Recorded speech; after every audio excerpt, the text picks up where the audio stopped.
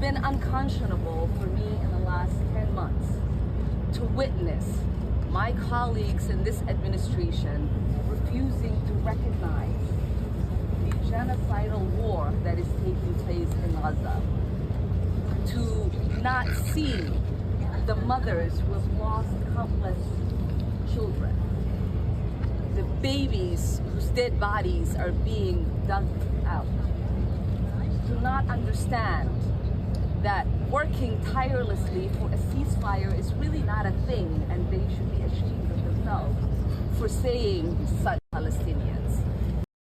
For saying such things? Why did it cut off like this?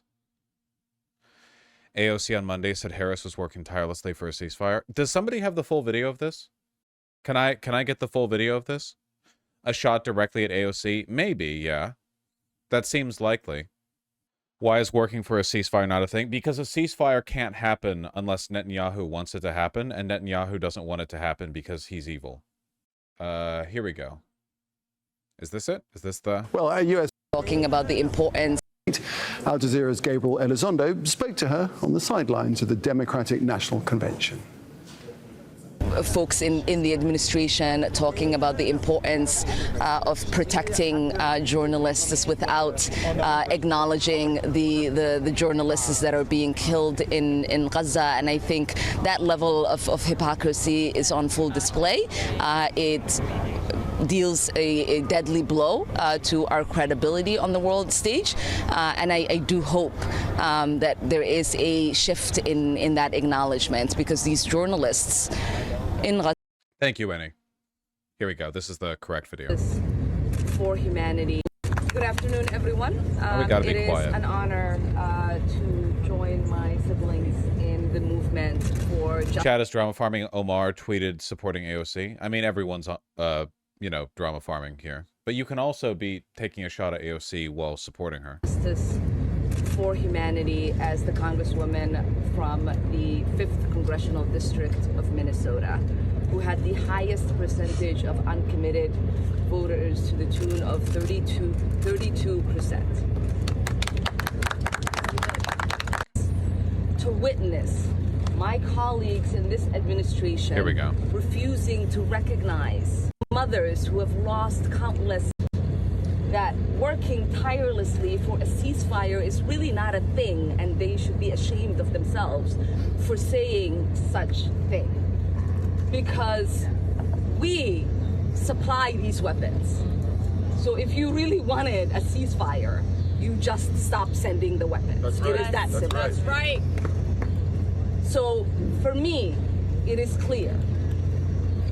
If we truly saw Palestinians as equal human beings to Israelis, we would feel as equal of a pain as we felt on October 7th in the last 10 months, where the tragedy... Yeah, I don't think this is taking shots at AOC. I just think this is her supporting the arms embargo position, which isn't unexpected from her. Of seeing maybe 40,000 people, if not more. Some people are saying it's over 100,000. It's also worth noting that, like, stopping the supply of weapons on its own would not be sufficient to end the genocide. Israel has more than enough weapons currently, right now, to continue the war basically indefinitely. I mean, they're still massively armed. You know, it's not like they would collapse and fold the moment we stop giving them weapons. Maybe it would be more difficult. Maybe they'd have to be a little bit more reserved, but it's still, you know, this does need to be done in tandem with diplomacy. It needs to be held off as a threat more so than anything. Kamala gains big with Hispanics. Yo, is that real? Biden up 13 points with Hispanics versus Harris up 31 points. They flipped the 3 and the 1.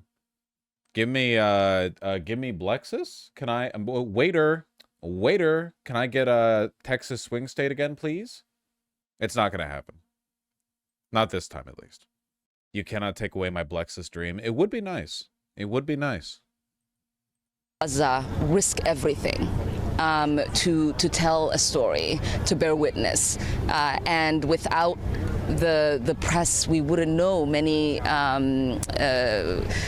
historic conflicts that have taken place around the world, and the fact that we do not recognize the death and devastation that is faced by journalists in Gaza, I think is very telling and is heartbreaking. And they're specifically targeting the few journalists that are there. Yeah, I think people are drama farming this a little bit.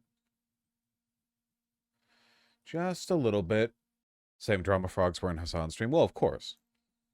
What do you think about the majority report position that any attempt at a ceasefire that will inevitably be blocked by Netanyahu is meaningless pandering? I mean, there is literally no way to achieve a ceasefire without the consent of Netanyahu, as long as Netanyahu leads Israel. There's, like, obviously, right? And we know that Netanyahu is a monstrous genocidal maniac, forestalling his own, ousting from power by keeping the war going indefinitely. So what's the actual plan to convince Netanyahu? Because the well-being of Israelis or Palestinians is not going to change his mind, you know? Back in the good old days, you know what America did when puppet states like Israel went AWOL like this? We don't have the power that we used to. We don't have the power that we used to. Honestly, even without Netanyahu, I don't expect the IDF or what's left of Hamas to, like, not immediately break the ceasefire. That's another good point. Yeah, even if you negotiate a ceasefire, do you really think that they'll abide by it? Like, the IDF is so out of control that they're just needlessly murking aid workers and then, like, floundering over how to excuse it, you know? They can barely control their own troops, and it's not like Hamas is disciplined, and that's leaving out, like, attacks from Hezbollah or from Iranian-backed militias in Syria, right? So, you know, it's not, a ceasefire isn't enough. That's not, like, it's kind of meaningless, to be honest. Netanyahu won't go for it, and even if he did, it would be immediately broken, and then they'd be like, well, I guess the fighting's back on. Be like the Minsk Accords or whatever, you know, 1 and 2. So, no, you need to have a better plan. Did Vosh cover the recent Trump call to Netanyahu requesting they don't do a ceasefire deal? Yep. Now, what's this? I Google it. And what is this? A retraction? PBS host apologizes for reporting Trump pressed Netanyahu to abandon hostage deal. This was a mistake. Netanyahu's office called report a complete lie. Okay. Well, this is Fox News, so let's see. Judy Woodruff apologized Wednesday. Audio? We hate Fox News. Apologized Wednesday for reporting a story about former President Donald Trump. Posted an apology to Twitter, expressing regret for reporting this week. The phone call urging Netanyahu to delay a hostage deal until they benefit from it. It was a mistake, and I apologize for it. Okay, 1 second. Judy Woodruff. Let's find The Hill 6 minutes ago. In a post on Twitter, Woodruff said Wednesday she wanted to clarify her comments. As I said, this was not based on my original reporting. I was referring to reports I had read in Axios and Reuters about former President Trump having spoken to the Israeli prime minister. In the live TV moment, I repeated the story because I hadn't seen later reporting that both sides denied it. Okay, of course both sides would deny it. Why the f would Netanyahu and Trump admit to that? Wait, then what was the Then what was the original report from? Axios? And based on what? Axios reported earlier that Trump spoke on the phone with Netanyahu on Wednesday, discussed the Gaza hostage ceasefire deal, saying to U.S. away from the call. Okay, so Axios reported that. Based on what? Yeah, oreganophobia. If the only evidence against them doing it is that they both denied it, my only question is, where did you get the evidence that they did it from? If it was a phone call, where would you have gotten the evidence from? It's not like they're not tapping the phones, you know?